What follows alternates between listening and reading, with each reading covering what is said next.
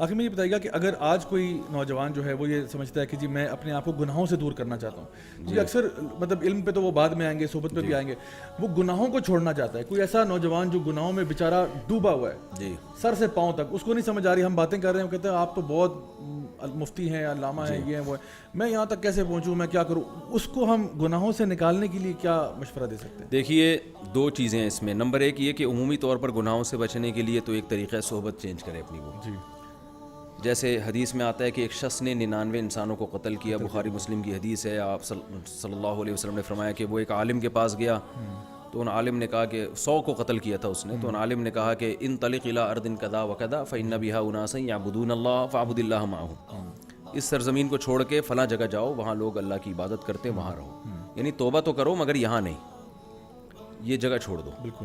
تو ان عالم نے کیوں ایسا کہا؟ ان کو پتا تھا یہ مخلص ہے، توبہ کرنا چاہتا ہے، لیکن رہتا یہیں ہے تو جہاں یہ قاتلوں میں رہتا ہے.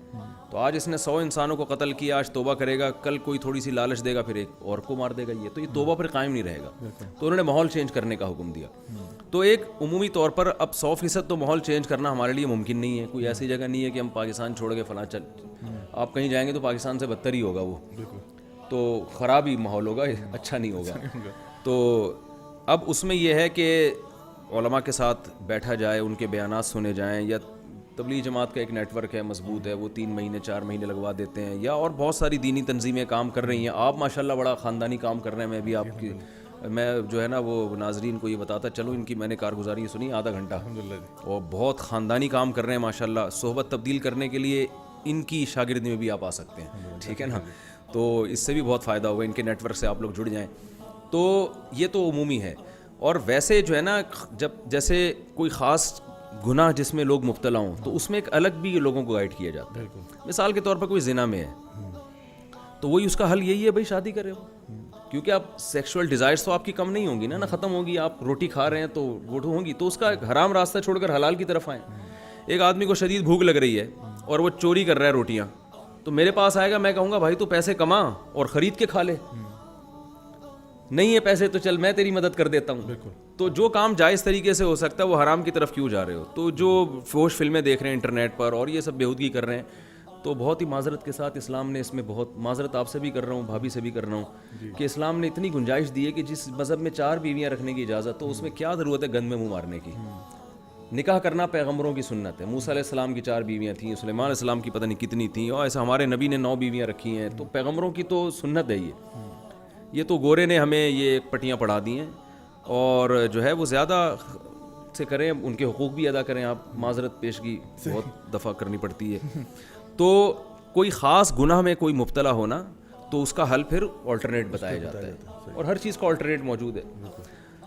میں تو اس PUBG کو بھی غلط سمجھتا ہوں، سارا دن کھیلتے رہتے ہیں. میں لوگوں سے کہتا ہوں یار انٹرٹینمنٹ کے لیے اور بہت ساری چیزیں ہیں. اب آپ یہ نہیں کریں گے کہ اس سے وہ چیز چھڑوا دیں، بلکہ اس کا کوئی متبادل دیں. اسے پہلے متبادل دیں آپ اس کو. متبادل یہ ہے کہ یار اور تفریح کی کم چیزیں ہیں دنیا میں. ہارس رائڈنگ کریں آپ اسکائی ڈائیونگ کریں، آپ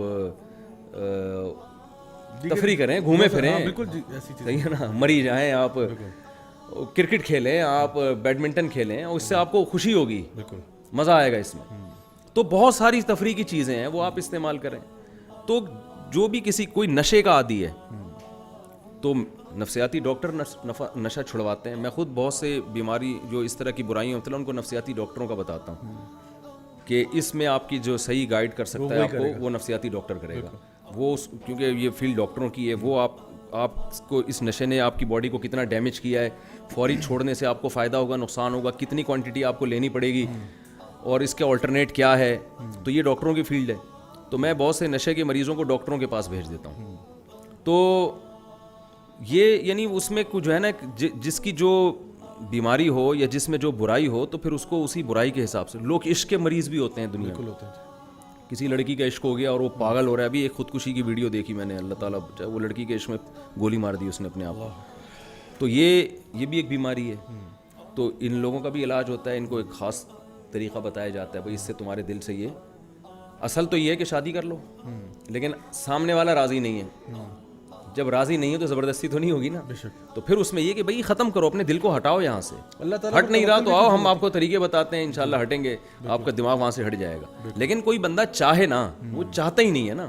ایک واقعہ سنا دیتا ہوں کہ مولانا شلوی تھانوی رحمۃ اللہ علیہ کے پاس ایک شخص آیا اور کہنے لگا کہ میں عاشق ہو گیا ہوں کسی گھوسن کا. گھوسن ہوتی ہے جو دودھ بیچنے والی نہیں ہوں, گاؤں دیہاتوں میں ہوتی.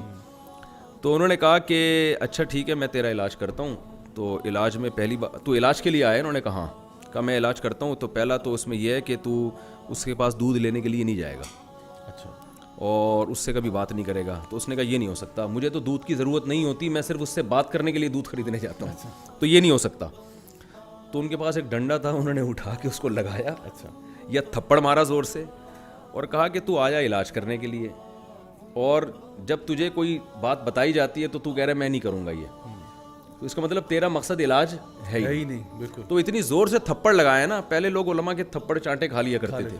اگلے دن آیا, کہنے لگا وہ ایک تھپڑ سے میرا عشق ختم ہو گیا ہے. ٹھیک ہے نا.